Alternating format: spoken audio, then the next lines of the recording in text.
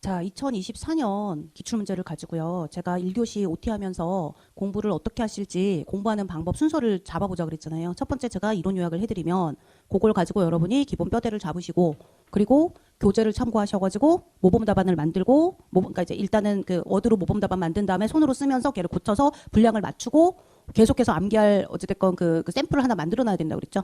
그러면 일단 뭐 교재 앞에서부터 하면 사실 긴장감이 떨어져요. 그래서 기출문제 가지고 해드릴 거거든요.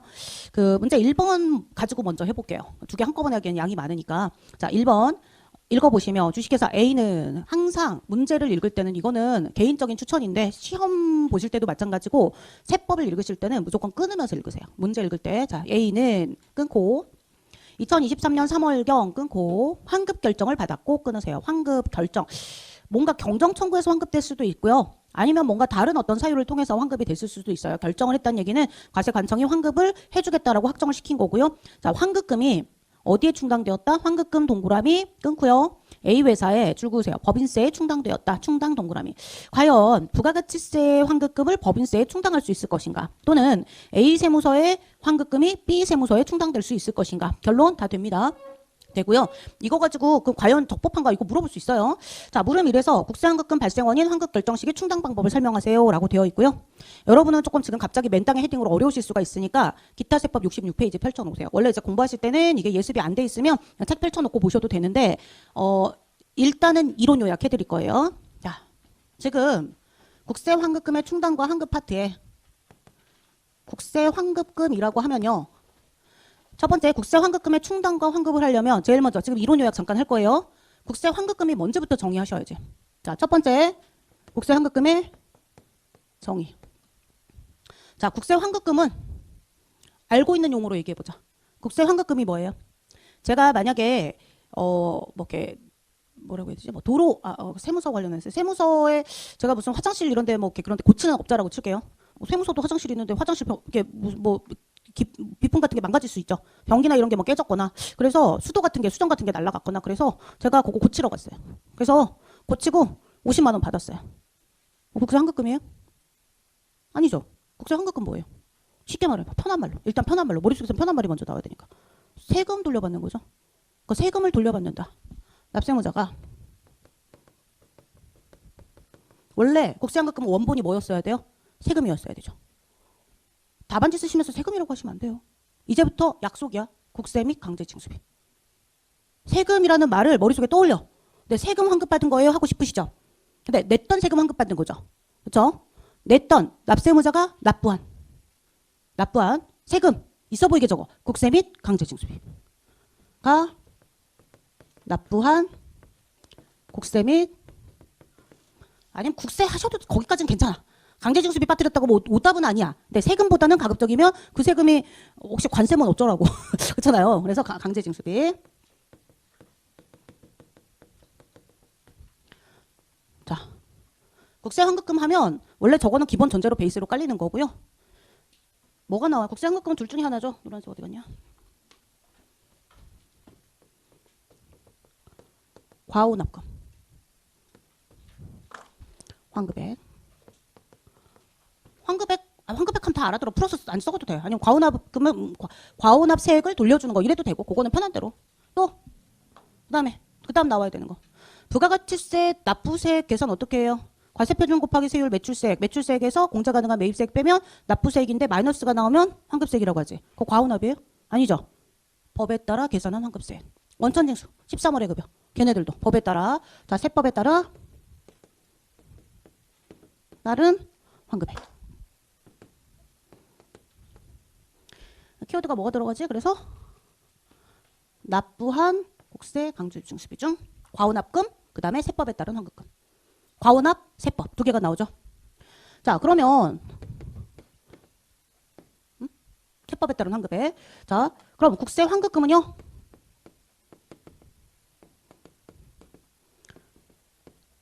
결정 어떻게 하실 거예요? 과호납이 됐다. 환급금 결정이 뭐예요? 환급해 주자라고 확정시키는 거.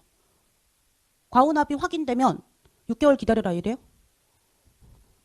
과호납금이나 세법에 따른 환급이 확인되면 지체 없이 적법한 환급액이 맞다 그러면 지체 없이 환급금으로 결정. 하여.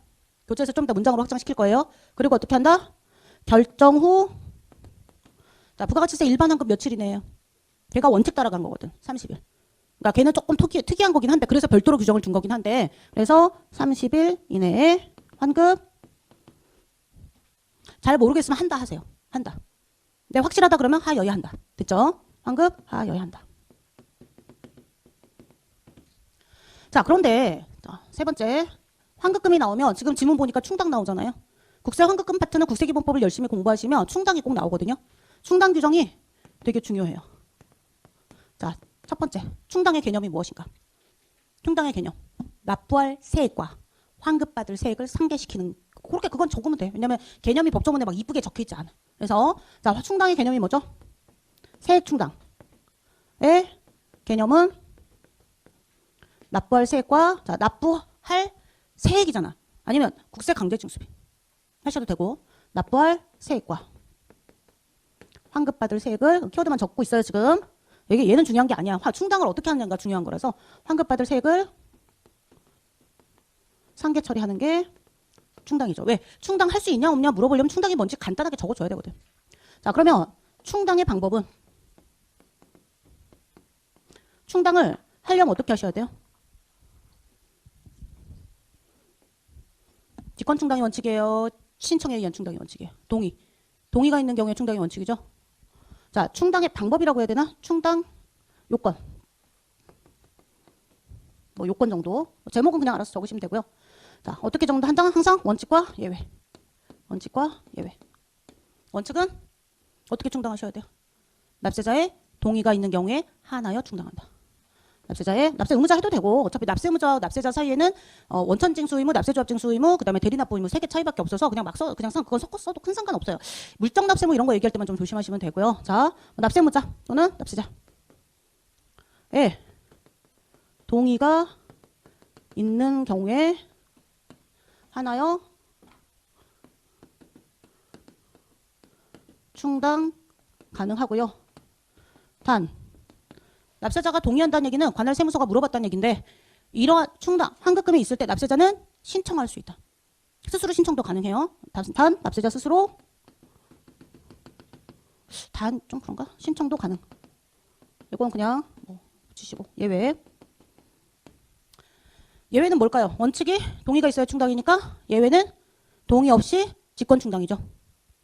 동의 필요 없는 충당. 뭐예요? 키워드 2개 나와야지. 키워드 2개. 첫 번째, 체납. 뭐가? 요거가 체납인 거야. 충당시키려고 했는데 체납액이 있는 상태야. 그러니까 지금 충당 신청이 안 들어왔는데 납부할 세액과 환급받을 세액, 환급해 주려고 봤더니 이 사람의 체납액이 있어. 낼 거다, 안 낼 거다? 안 낼 거다. 강제퉁. 그 다음, 두 번째, 뭐가 나와야 돼? 이름, 정확한 이름. 납부, 기한, 전, 징수. 납기 전 아니에요. 정확한 용어 쓰세요. 국세징수법, 납부, 기한, 전, 징수. 여러분 납부기한 전 징수는 징수 절차에 의해서 국세징수법에 따른 징수 절차에 있어서 고지서 보내요 안 보내요? 고지는 하는 거예요. 돈 내라고 해야지. 어떡할 거야? 뭘 안 보내? 안 보낸 게 뭐 있었지? 독촉 없이 압류한다. 왜? 고지하고 독촉해야 압류가 되거든요. 근데 독촉 없이 압류하니까 어떻게 해요? 원래 납부기한 전 징수는 당초 납부기한을 단축하여 단축한 기한까지 납부하라고 고지서는 보내고 그 기한 지나자마자 바로 압류할 수 있어요. 왜? 급하니까. 그렇죠? 얘는를 위한 고지. 저 납부할 세액이 이 고지인 거야. 그래서 납부기한 전 징수를 위한 고지세액이 있는 경우 그렇게 그냥 적으시면 되는데 키워드 너무 많으면 안 외워지니까 체납, 납부기한 전 징수. 납기 전 징수라고 2020년 초반까지 쓰다가 용어가 바뀌었어요. 정확한 용어 쓰세요. 납부기한 전 징수. 자, 우리 국세징수법 제9조 조문이기 때문에 혹시 그 징수법을 1차 때 안 하셨으면 이거 한번 읽어보세요. 나중에 책 찾아가지고. 가 있는 경우에 그 체납액과 납부할 세액이 체납액 또는 납부기한 전 징수를 위한 고지세액인 경우에는 그 경우에는 어떻게 한다? 이제 우리가 용어를 편하게 하면 직권으로 충당한다죠. 그러면 얘랑 비교하면서 얘기해봐. 납세자의 동의 없이 충당한다. 맞죠? 납세자의 동의 없이 충당한다. 동의 없이 충당한다. 충당하여야 한다예요. 관할 세무서장이 재량으로 할 수 있는 게 아니에요. 자, 체납액과 납부기한 전 징수. 그러니까 절 끌 때 이렇게 적어야지. 근데 항상 여러분 법조문은요. 특례를 먼저 적고 원칙이 나중에 있거든요. 그러니까 교재는 법 조문에 충실할 수밖에 없어요. 그러니까 항상 어떻게 돼 있다? 팀장가 먼저 있다. 또는 섞여 있어요. 섞여서 괄호 뭐 제외 이렇게 돼 있는데 그거를 통으로 못 외워. 요렇게 해놓고 이렇게 적어야 돼. 개념으로 정확하게. 대신 이제 문장을 그래서 두세 개로 조문을 잘라야 되는 거죠. 그거를 여러분이 쓰면서 만들어 가야 된다고. 본인이 납득하지 못하는 문장은 절대 못 써요. 그러니까 본인이 납득하게 문장을 만들어 오시고요. 자, 그래서 이렇게 하는데 세 번째 그거 말고 또 뭐가 있어요? 충당하면 생각나는 거. 국세기법법 하신 거 맞죠? 충당하면 생각나는 거. 납부 고지서에 의하여 징수하는 국세 중에서 충당 후 남은 잔액이 20만 원 이하이고 받아가라고 환급금 통지서를 보냈음에도 불구하고 1년 넘게 안 받아가요. 자, 1년 이상 국세환급금 채권자가 국세환급금을 수령하지 않는 거예요. 환급금을 수령하지 않는 경우에는 자, 충당 가능하죠. 충당 가능한데 아무 세액이나 충당이 아니고 고지하는 세액의 충당이 가능하다. 납부 고지에 의해 징수하는 세액에 자, 충당하여야 한다 할 수 있다. 할 수 있다지. 원래는 이렇게 가야 되잖아요. 근데 그냥 직권 충당. 이건 뭐야? 납세자가 모르고 안 받아가니까 또는 알았는데 우체국 가야지 이러다 1년 넘어가면 또 귀찮아지거든요. 절차가 다시 또 복잡해져요. 그래서 세액에 자, 충당 하여야 한다 할 수 있다. 할 수 있다. 잘 모르겠으면 한다. 잘 모르겠으면 한다. 한다는 조금 위험하긴 한데 하여야 한다로 잘못 쓰는 것보단 나아요. 그렇죠? 충당 할 수 있다. 그리고 원래 원칙이 되게 엄격하기 때문에 할 수 있다로 이제 보통 예외는 할 수 있다로 가는데 이 경우 이거 꼭 써야 돼요. 이 경우 이건 직권 충당이에요. 아니에요. 동의를 간주하는 거예요. 납세자의 동의가 이건 그냥 문장으로 이건 키워드로 쓸 수가 없어서 20만 원은 하고 1년만 해주면 완전 이상하게 적을 거 아니야. 그래서 요거는 문장 그대로 지금 적고 있는데 있는 것으로 제가 동의 간주라고 그랬잖아요. 본다. 동의 필요 없다 그러면 안 돼요. 자, 요거. 그 다음에 이거는 말로만 할게요. 책에서 이제 말로만. 하도 안 받아가니까 국세환급금 통지서를 보냈는데 하도 안 받아가니까 받아가세요 자꾸 했단 말이에요. 그러면 그걸로 국세환급금의 소멸시효는 중단될까요? 중단되지 아니할까요?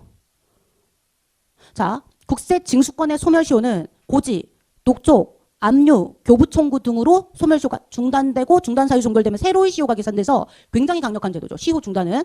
근데 소멸시효가 중단된다라는 거는 채권자가 돈을 받을 권리자가 적극적인 권리를 행사한 거예요. 맞죠? 자, 여러분이 제가 국세청이고요. 관할 세무서고 여러분이 환급금 채권자예요. 납세자예요. 자, 환급금 받아가세요. 자꾸 얘기를 했어요. 안 받아가. 좀 빨리 갖고 가. 얘기를 했어요. 권리자가 권리 행사한 거예요. 제발 돈 좀 받아가라고 사정한 거예요.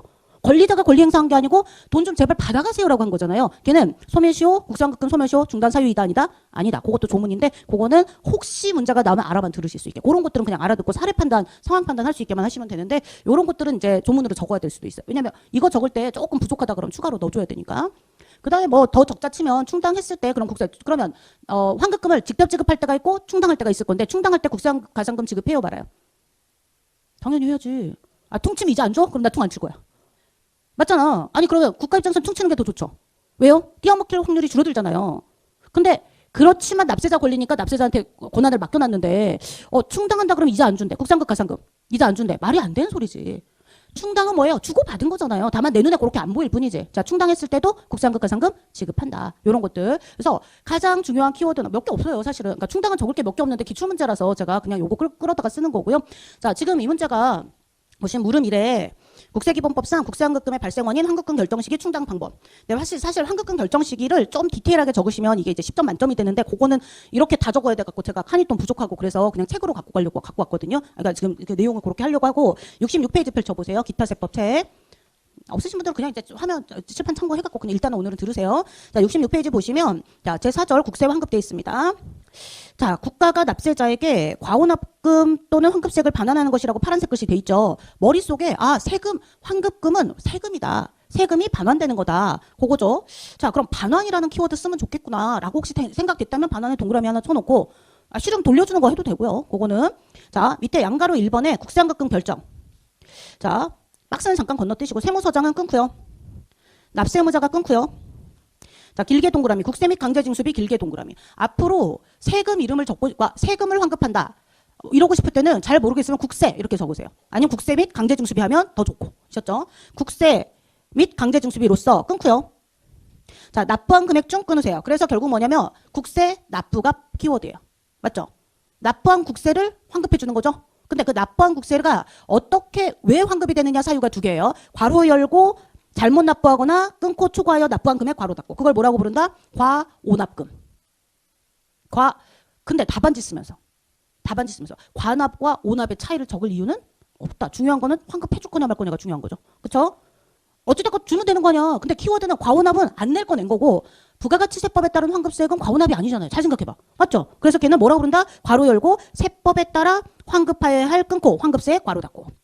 결국 뭐냐면 과오납금 세법에 따른 환급금. 됐나? 자, 됐고요. 자, 뭐 공제 이런 거 괄호 이런 건 건너뛰세요. 대서 이런 거 안 적어도 돼요. 그런 거는 하시려면요. 저기 회계학 2부에서 하세요. 우리 부가가치세 봐봐. 납부세, 매출세액에서 매입세액 빼면 납부세액 마이너스면 환급세. 거기에서 예정신고 미환급세액 빼고 예정 고지세액 있으면 빼시고 가산세 더하시고 신용카드 사용에 따른 세액공제, 전자신고 세액공제 다 빼고 빼기하고 더하고 하면 차가감 납부할 세액 나오잖아요. 결국 마지막 궁극적인 세금은 차가감 납부세액인데 그거 설명한 거예요.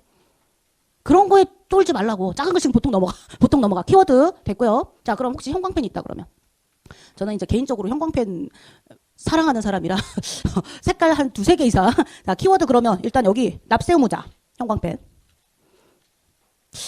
자, 국세 및 강제징수비는 괄호 쳤으니까 국세 형광펜, 납부한 금액 형광펜. 됐죠? 그리고 괄호 친 거 너무 많으니까 참고의 제목에 형광펜 치면 되잖아. 과오납금 형광펜.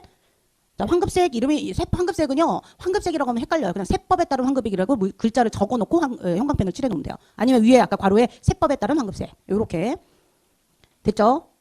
하시고요. 이제 형광펜 잠깐 건너뛰고 이 있을 때에는 아까 국세환급금액 결정해서 세 번째 줄 끝에 있을 때는 읽다 말았죠. 거기서 끊으세요. 즉시 동그라미 별표 3개. 어떻게 한다? 괄호 열고 잘못 납부한 금액, 초과하여 납부한 금액 환급세액을 괄호 닫고. 자, 죽었습니다. 국세환급금으로 결정하여야 한다. 결정 동그라미 별표. 그러면 뭐예요? 즉시 결정하여야 한다. 아, 죄송해요. 제가 지체없이라고 잘못 적었네. 그놈이잖아. 즉시 결정. 뭐가 확인되면? 과오납 세법에 따른 환급세액이 확인되면 즉시 결정하여야 한다. 다시 적어놓을까 그러면? 여기를 교재 과오납금 세법에 따른 환급세액 위에 1에 1, 2가 확인되면 이거는 기본 전제. 왜냐하면 이게 없으면 뒤에가 해석이 좀 힘드니까. 자, 즉시 환급금으로 결정하여야 한다. 어제도 세무 공무원들, 제자들이 세무가 지금 이제 벌써 저랑 한 4, 5년 같이 공부한 학생이었는데 지금 이제 세무서 근무하고 있다가 어저께 결혼식에서 만나가지고 한 3시간 같이 놀다 왔거든요. 네. 선생님 근데 저 죽을 것 같아요. 왜 또 뭐 때문에 죽을 것 같아요? 영업권, 기타 소득. 영업권 환급액이 얼마? 19억인가? 환급세액이 이제 원천징수 20% 원천징수 됐는데 다른 소득이 없으니까 뭘 하다 보니 환급이 있대. 그게 어떻게 그게 환급이 나오냐. 사업이 또 마이너스가 있고 뭐 그렇다고. 그 일부러 짠 거 아니야. 저는 그건 모르겠는데 아직 신입이라 잘 모르겠는데 환급세액 19억 결정하려니까 손이 부들부들 떨려요. 그치? 그러니까 담당 공무원이 일단 하고 과장님한테 이제 전결 받아야 되거든요. 근데 금액이 1,000만 원인가 넘어가면 요새 좀 500만 원인가? 금액 기준이 점점 낮춰지고 있는데 위에 이제 그 결제 도장을 받긴 받아야 되지만 담당자가 그건 마지막 최종 확인까지 다 해야 되거든. 그래서 결정했어 그랬더니 우리끼리 하던 말이야. 결정했어? 일단 월요일 나가서 그 결정 그 서류 마지막 전결 받으려고요. 그래서 그러면 그래. 그러면 그분이 이제 아는 사람이면 사실은 이제 결정이 딱 되는 순간 환급금 확정되는 거죠. 결정하여가 뭐예요? 환급금 세액을 돌려주기로 세액이 감액 경정이 된 거예요. 그게 확정이 되는 거를 환급금 즉시 결정하여야 한다. 돌려주기로 확정을 시킨다라는 뜻이고요. 자, 그래서 결정하여야 한다라는 말이 사실은 환급금 결정. 이때는 이제 환급 결정, 마이너스 결정을 의미하는 거고요. 이 경우, 자, 차고납부, 이중납부로 인한 환급 청구를 하려는 자는, 자, 환급 청구를 하려는 자는 환급 신청서를 제출하여야 한다. 그러면 살짝 이건 연필 같은 걸로 환급 청구를 하려는 자 줄긋고요. 우리 경정 청구도 사실 어찌 보면 그 환급 신청이죠. 근데 그거는 신고서를 잘못 쓴 거고요. 과오납금은 아까 세법에 따른 환급세액은 경정 청구로 가는 건데 과세관청이 먼저 과오납이 있다는 걸 알았으면 그냥 지체 없이 결정해주는데 과세관청이 모르고 있는 상태에서 납세자가 나 2번 냈네? 저 돌려주세요 해야지 알게 되겠죠. 그래서 그때는 자 뭐 해야 된다? 신청서 동그라미 밑에 제출하여야 한다. 이게 근데 그 뜻은 아니에요. 신청서 제출 안 하면 안 준다는 뜻은 아니에요. 여러분 소득세 중간이납 고지 원래 몇 월 달이에요? 소득세 중간이납 고지 11월이죠. 소득세, 종합소득세, 사업소득이 있는 자들 중간이납 고지 11월이에요. 실제로 저희 예전에 거래처 사장님이 5천만 원이 넘는 중간이납, 그러니까 전년도에 1억 넘게 된 거죠. 그래서 그 50% 반띵 고지해 주니까 11월 달에 5,200인가 5,400인가 기억도 안 나. 2006년이야. 옛날에. 그래서 그거를 그 납부를 하신 거예요. 5,400이라고 치자. 5,400을 납부를 했고요. 11월 말쯤에 제가 사장님한테 전화해서 사장님 저 중간이납 고지서 뭐 우편물만 하나 날라왔을 건데 돈 내셨죠? 이거 안 내시면 그 당시에 이제 지금도 가산세 때 고지서상의 세액을 안 내면 납부지원가산세 3% 일단 붙잖아요. 5천만 원에 3% 150만 원이면 그걸로 맛있는 거 사 먹으면 되잖아. 가산세를 낼 일이 아니잖아요. 그래서 사장님 그거 일단 고지서 확인해 보세요. 영수증 확인해 보세요. 없다는 거예요. 돈 안 내셨다는 거예요. 그럼 어떻게 해요? 그래서 사실 이제 그때는 제가 해드린 게 아니고 내가 알아볼게 이래놓고요. 영수증을 찾아서 없으니까 본인이 이제 약간 돈이 많은 분이어서 은행 지점장님이나 부지점장 이렇게 돈 많은 사람도 관리하잖아요. 자기 이제 주거래은행에 전화해서 나 지난번에 내 통장에서 돈 나간 거 그거 나갔어? 이러니까 확인이 안 되는데 잘 모르겠는데 그럼 어떡하지? 그러면 세무서에서 팩스로 받아서 그 통장에서 바로 이체해드릴까요? 이렇게 물어본 거예요. 자기 통장이니까. 그래서 바로 내드린 거예요. 이런. 그래서 1월 달에 환급금 통지서가 날라왔어요. 돈 많아서 좋겠다. 그쵸? 5천만 원 넘는 고지서를요 2번 내신 거예요. 그리고 그분 그 다음 연도에도 또 그러셨거든요. 그래서 제가 그다음부터는 세무서에 일단 한 번 더 할 거면 그 지점장님한테 하시지 마시고 환급 받을 때 이자 줘요. 고맙다 되게. 그 당시 납부불성실 가산세를 10% 넘게 걷던 10.95% 걷었던 때인데 이제 돌려주는 거는 1%대였어요. 1.8%. 장난하나? 은행에다 넣어놓으면 그 차익만큼 은행에다 넣어놓으면 될 거를 손해보는 거잖아요. 그래서 사장님 그거 하지 마시고 그래갖고 그 다음에는 제가 아예 그 납세죄 관할 세무서에 직접 전화해서 꼭 확인했어요. 사고를 하도 많이 치셔가지고. 그러니까 현찰이 많이 들어오는 그때 음식점 업종이셔서요. 주말에 몇 천만 원씩 현찰이 들어왔거든요. 그거를 아들이 그 백 있잖아. 부잣집 아들들 돈 넣는 백 들고 다니잖아. 진짜로 거기다 돈을 그 당시 5만 원권 없었을 때니까 만 원권 가득 채워가지고요. 그다음 월요일 날 되면 토요일 일요일 장사하고 나면 한 2천만 원씩 입금을 하는 거예요. 그러니까 은행에서 관리하지. 케어를 해드리죠. 근데 그러니까 돈이 많으니까 현찰이 많으니까 낸지 안 된지도 몰라. 아들내미가 내고 깜빡한 거지. 아버지가 내라고 하니까 내고. 그러니까 미리 전화해드리잖아요. 이번에 고지서 날라오면 있기 전에 무조건 내세요. 그거 가산세 150, 200 그거 금액 적은 돈 아니잖아요. 본인들이야 뭐 어쩔 줄 몰라도. 그래서 무조건 내라고 그랬더니 바로 내놓고 아들내미가 그 영수증을 잃어버렸거나 어디 주머니에 넣어놓거나 아니면 빨래통에 넣어갖고 빨았겠지. 그래서 없어진 거야. 그럼 찾아보면 되는데 그거를 확인을 안 하고 지금처럼 홈택스가 잘 돼 있을 때가 아니라 그냥 세무서에 전화하면 되는데 그냥 뭐 안 냈나 보다 그냥 그러고 끝난 거예요. 그래서 어떻게 됐어요? 여러분 이거는 상식으로 알아. 어차피 세무사 하실 거잖아요. 합격하실 거잖아요. 그럼 세무사 업을 하건 아니면 관련된 업무를 하시건 간에 국세청하고는 계속 이제 그 상황을 조금 알고 계셔야 되거든요. 국세청에서 만약에 갑자기 육아휴직을 가거나 이런 케이스가 아니고서는요. 인사이동은 1월 말에 있어요. 담당자가 바뀌고 보니 이제 자기가 맡은 업무를 검토하다 보니 어떤 일이 생긴 거지? 이상하다. 남정선이 왜 세금을 2번 냈지? 중간이납 고지 세액이 왜 2번 수납됐지? 그래서 확인해봤더니 똑같은 금액이 2번 수납이 된 거야. 11월 10일, 11월 30일 이렇게.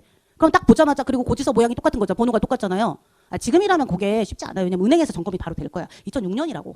옛날에 거의 20년 전에.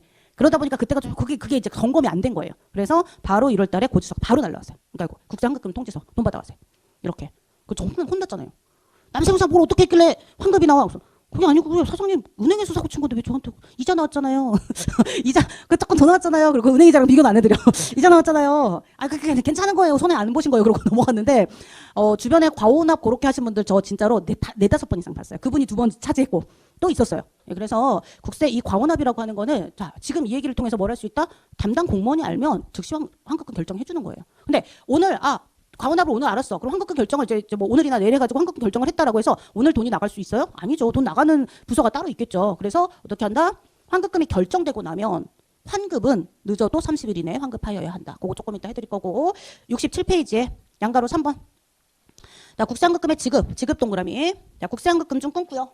괄호 열고 충당한 후 남은 금액 괄호 닫고 은 끊으시고요. 줄긋습니다. 결정을 한 날부터 30일 내에 줄긋고요. 밑에 지급하여야 한다. 이게 여러분이 적으셔야 될 내용이죠. 자, 키워드 언제부터야?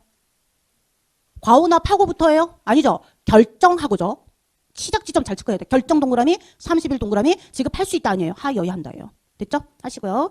자, 66페이지 가셔서 과호납과 환급세액은 그냥 그렇구나 하시면 되고요. 그 환급세액은 참고 박스의 환급세액이 결국 뭐냐면 세법의 요건에 따라 환급 충족하는 거라 가장 대표적인 세법에 따른 환급이 두 가지예요. 여러분 그냥 알만한 게 부가가치세 환급세. 신고 과세표준 신고서를 쓰면 자연스럽게 환급이 되는 거. 왜요? 거래징수 당한 거니까 매입세액을. 그다음 두 번째 연말정산.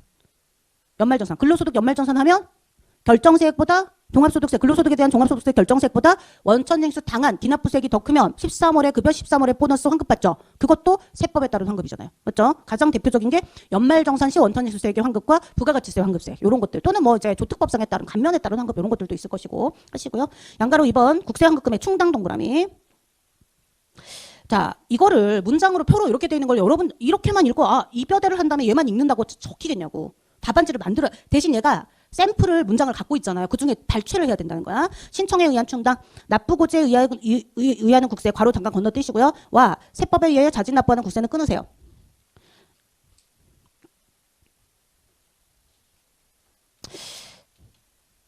여러분 나중에 국세징수법을 보시면요. 세금을 내는 방법은 두 가지예요. 세금을 내는 방법. 납부서로 납부하거나 아니면 납부고지서로 납부하는 거. 결국 모든 세금이잖아.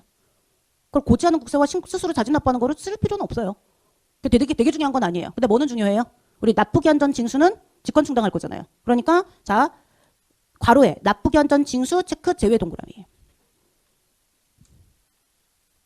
밑에 줄 가운데 국세는 뒤에 끊으시고요. 원칙.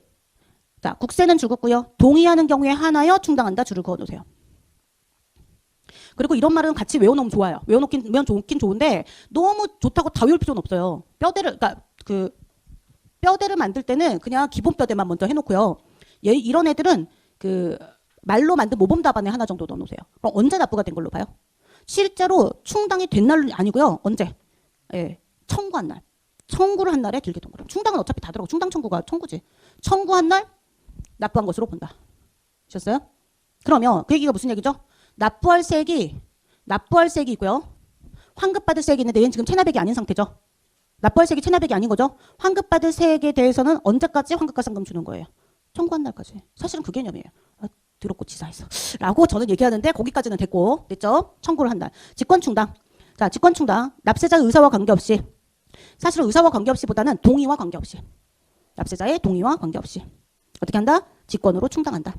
동그라미 1번 체납 동그라미. 그리고 자 괄호에 다른 세무서 체납 줄긋고 포함 동그라미. 자 2번 납부기한 전 징수 줄긋고 납부고지 동그라미. 납부기한 전 우리가 납부할 세액과 환급받을 세액을 충당시키는 거잖아요. 납부할 세액이 체납액 또는 다른 세무서의 체납액 외에 국세청 지방국세청 세무서가 한 조직이거든요. 종로세무서에 체납되고 강남세무서에 체납이면 업무는 종로 강남 따로 하지만 사실은 같은 국세란 말이에요. 국세청에서 일괄적으로 관리를 하기 때문에 다른 세무서 충당 또는 다른 세목 충당도 다 가능한 거예요.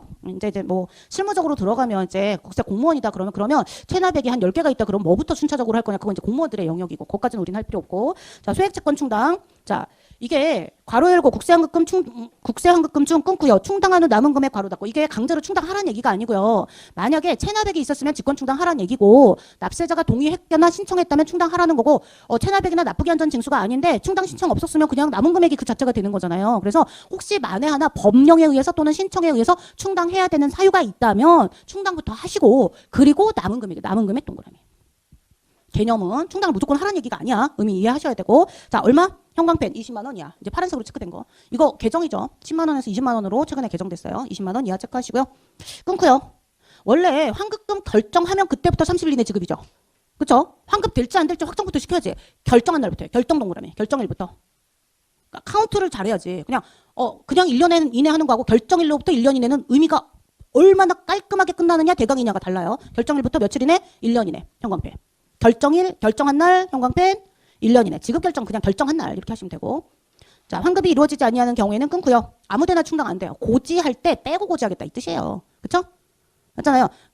이제 환급해야 될 금액이 15만 원 있는 거예요. 근데 자꾸 국세환급금 통지서를 보내는데 안 받아가요. 환급금 계좌가 기록이 안 돼 있는 상태, 과고납이면. 그러면 왜 자꾸 안 받아가니? 근데 이 사람이 볼 생각이 없는 거예요, 지금. 우편물을 그냥 뚜껑을 안 열어보는 거야. 국세청 거 보지 말아야지 이러고 있는 거예요. 근데 이 사람한테 새로 고지서를 보내야 될 게 예를 들어서 뭐 25만 원짜리가 있다. 그럼 어떡해요? 그냥 퉁치고 10만 원만 고지해주면 누구한테 유리한 제도다? 납세자에게 유리한 제도이다. 그렇죠? 자, 그래서 뭐 어떤 세금? 괄호 열고 납부 고지에 의해서 납부하는 국세 괄호 닫고. 자, 충당할 수 있으며 줄을 그으세요. 그 다음에 지금 이 소액채권을 이거를 소액채권 충당이라고 해요. 자, 소액채권 충당할 때는 어떻게 해요? 같은 세목이 있으면 같은 세목의 우선 충당이고 같은 세목이 없으면 다른 세목으로 가겠죠. 그래서 이것도 괄호 열고 같은 세목이 있는 경우 같은 세목에 우선 충당한다 괄호 닫고. 자, 형광펜 동의가 있는 것으로 본다. 제가 키워드로 적어드린 걸로 흐름을 잡아놓으면 중간중간에 문장을 사실 이게 요약이 되게 잘 돼 있어요. 넣어야 될 게 다 들어가 있어서 약간 표현이 조금 바뀌긴 했지만 왜냐면 이게 1차 대비라서 1차 대비 때는 주관식이 아니라 조금씩 이해하기 쉽게 변형해 놓으신 용어들은 있는데 아까 그 납세자 의사와 관계없이 이런 거 그냥 동의와 관계없이 이것만 조금 바꾸면 돼. 아니면 그냥 이대로 적어도 되고. 그렇다고 틀린 답이 되는 건 아닌데 저는 개인적인 추천이 용어 그대로 쓰는 걸 일단 추천을 하거든요. 바꾸는 것보다는. 그래서 그렇게 가시고 67페이지 가셔서 자, 지급은 그래서 위에는 음영표시 박스 1, 2, 3, 4번 있잖아요. 67페이지에 위에 1번 국세환급금과 체납된 국세가 있을 때 뭘로 소급한다? 이건 딱 보니까 뭐야? 좀 지엽적인 거지. 문제 과거 10년치 문제를 봤더니 뭐 이렇게까지 디테일하게 나오기는 좀 힘들겠죠. 그리고 나와도 유예 때 하세요. 아니다. 못하겠구나. 동차 때 붙을 거니까. 이거는 그냥 실무할 때. 이건 사실은 담당 공무원들의 업무야. 그리고 되게 지엽적이야. 이걸 낸다 그러면 걱정하지 마. 10명이면 10명 다 못 써. 요거는. 주관식으로 이건 다 못 써요. 그러니까 이제 읽어보시고 그래도 난 이거 몇 개는 이 지문 중에 좀 글씨 깨알 만한 애들 걔네들 중에서 조금 혹시 좀 사례 문제 나올 것 같다 그럼 본인이 마음에 들면 한두 개 정도는 그 조문에 그 모범 답안에 넣어가지고 하셔도 되는데 일단은 메인으로 가는 거는 음영표시 박스는 조금 생각하셔도 되고요. 67페이지에 3번 국산급금 지급 일단 며칠 이내 지급한다. 결정 후 30일 이내 지급하여야 한다. 방법은 두 가지예요. 계좌이체 방식과 현금 지급 방식. 올해 그 현금 지급 방식이 조금 법조문 시행령이 개정이 됐는데요. 그것도 최근에 개정이 됐는데 작년에 방금 나왔잖아. 이거 뭐 대단한 거라고 또 내겠어. 그래서 올해는 좀 그냥 나오기는 쉽지는 않은데 개정이 좀 있으니까 약간 절차가 크게 바뀐 건 아닌데 알고 계시고요. 계좌이체 연필로 동그라미, 현금 지급 연필로 동그라미. 나머지는 그냥 그렇구나 정도 읽어보시면 되고요. 자, 밑에 과세 그 현금 지급 방식 밑에 과세 대상이 되는 그 5줄 있잖아요. 별표 3개. 요거는 조금 쟁점이 될 수 있는 문장이 법조문이에요. 자, 그 다음에 밑에 우리 한 편 해가지고 6줄짜리 나온 지문 있잖아요. 요거 앞에다가 국세 환급금에 관한 권리의 양도라고 적어 놓으세요. 요거는 5점짜리 정도로 나올 수 있거든요. 제목 뭐라고요? 이제 여기다 그냥 이거는 적어 드릴게요. 약간 심오학습인데 국세 환급금에 관한 권리의 양도. 이게 이제 67페이지 아래에서 6줄. 이거 제가 여기다 안 적을 거예요. 국세 환급금에 관한 권리를 양도할 수 있냐 없냐. 첫 번째 할 수 있냐 없냐. 두 번째 절차는 어떻게 되냐. 이거 할 거고요. 이거 정리하셔야 되고. 그 다음에 5번째 국세 환급금 및 이건 정리를 요약을 하셔야 돼요. 국세 환급 가산금의 소멸시효. 금액에 상관없이 5년이다. 5년이다. 근데 우리 제척기간 기산일 시험에 아까 그 기출문제 있었잖아요. 기산일이 뭐죠? 그날부터 카운트한다는 개념이거든요. 이게 언제부터 하냐? 국산급가상금 기산일부터 카운트해서 5년이거든요. 그래서 그것도 약간 다는 아니어도 한 2-3개 적어봐라. 기산일 적으라고 할 수가 있으니까 그거는 좀 나중에 추가로 이제 외우셔야 되고. 자, 그래서 67페이지에 그 위에 단락, 그 밑에서 두 번째 단락 보시면 과세 대상이 되는 소득, 수익, 재산, 행위, 거래의 귀속이 명의일 뿐이고 사실상 귀속되는 자가 따로 있어. 끊으세요. 자, 국세 부과의 원칙에서 실질 과세의 원칙은 형식상이 명의자가와 사실상의 귀속자가 다를 때는 누구에게 과세하죠? 실질 귀속자에게 과세하고. 자, 그렇게 된 상황을 얘기한 거예요, 이미. 자, 실질 과세 원칙을 적용한 거예요. 얘네들이 명의자와 사실상 귀속자가 달랐던 상황이고. 자, 그래서 자, 괄호 열고 명의 대여자에 대한 과세를 취소하고 끊고 실질 귀속자를 납세의무자로 하여 과세하는 경우 끊고요. 괄호 닫고. 자, 줄 긋습니다. 명의 대여자 대신 실질 귀속자가 납부한 것으로 확인. 줄 그세요. 그때 누구한테 환급하시는 거예요? 갑자기 환급 안 한다 그러면 안 돼요. 환급은 누가 냈어 지금? 실질 과세 원칙이죠. 실질 귀속자가 냈죠. 그럼 누구한테 환급해야 돼요? 실질 귀속자. 그래서 밑에 줄 끝에 실질 귀속자에게 환급한다. 앞에 있는 거는 원래 환급할 때 빼고 남은 금액 이런 거예요. 어찌됐건 남은 환급해야 될 금액을 환급한다 이거니까 누구한테 환급하면 된다? 명의자가 아니고 실질 귀속자에게 환급하면 된다. 왜? 누가 냈으니까. 실질 귀속자가 냈으니까. 이것도 조문이 제대로 정비된 지 현행 실무상은 이걸 계속 적용하던 거를 조문으로 정비한 지 2-3년밖에 안 된 조문이에요. 그래서 약간 이런 거 살짝 5점짜리, 4점짜리 이런 걸로 한두 개씩 물어볼 수는 있어요. 그 밑에 한편 납세자는 자, 길게 동그라미. 국세 환급금에 관한 권리 길게 동그라미. 권리를 끊고요. 자, 타인에게 양도할 수 있다. 여러분 위에 계좌이체 방식으로 환급을 했을 때 계좌이체가 되고 나서 환급금 통지서가 날라와요. 그 얘기는 뭐죠? 돈 들어갔으니까 확인해봐. 나 줬다. 이거거든요.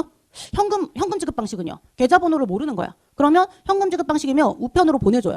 금액이 대부분은 등기우편으로 오거든요. 우편으로 보내주면 그 우편물을 들고 국세환급금 통지서는 회계 재무회계상 국세환급금 통지서를 오늘 우편으로 받았다 그러면 차변에 현금이에요. 왜요? 우체국 가면 바로 현금으로 바꿔줘. 본인이 가야 돼. 본인이 가야 돼서 귀찮으니까 자꾸 안 가가지고 아까 이거 충당하는 일이 생기는데 그래서 자, 그 경우에 어떻게 한다?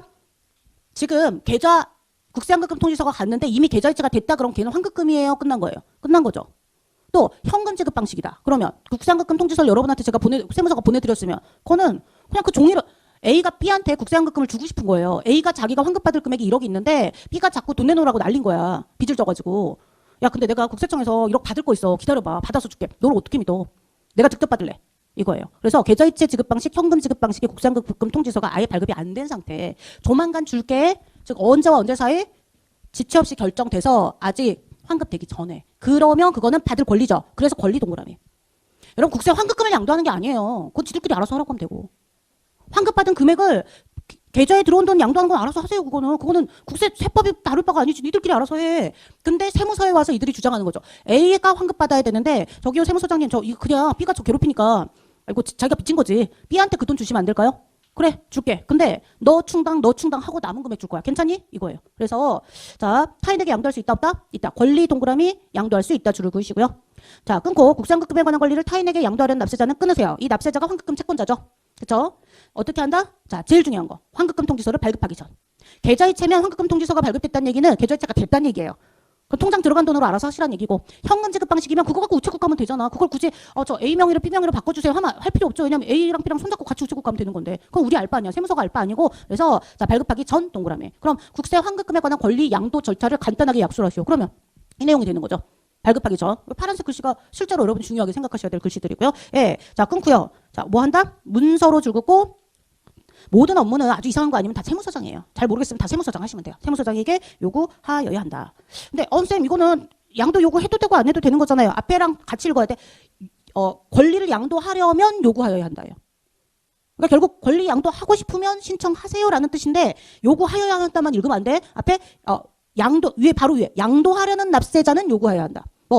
양도하려는 납세자는 문서로 요구해야 한다. 그 얘기예요. 됐죠? 형광펜 해놔. 양도하려는 납세자는 형광 줄 긋고 문서로 줄 긋고 요구하여야 한다. 그렇게 이어서 읽어야 의미가 정확해지죠. 형광펜 친 부분 기준으로 말을 만들어. 이거 다 그대로 베껴서 적어보세요. 다 못 적어요, 여러분. 그리고 양이 많아져요. 그러니까 키워드를 뽑을 때 그거 기준으로 뽑으시면 되고요.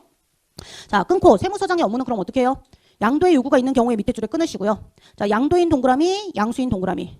괄호 열고 납부할 국세 강제징수비가 있으면 끊고 국세 및 강제징수비에 충당하고 괄호 닫고. 자, 여기는 사실 원래는 어떻게 해야 돼요? 양도인이 원래 환급금 받을 채권자죠.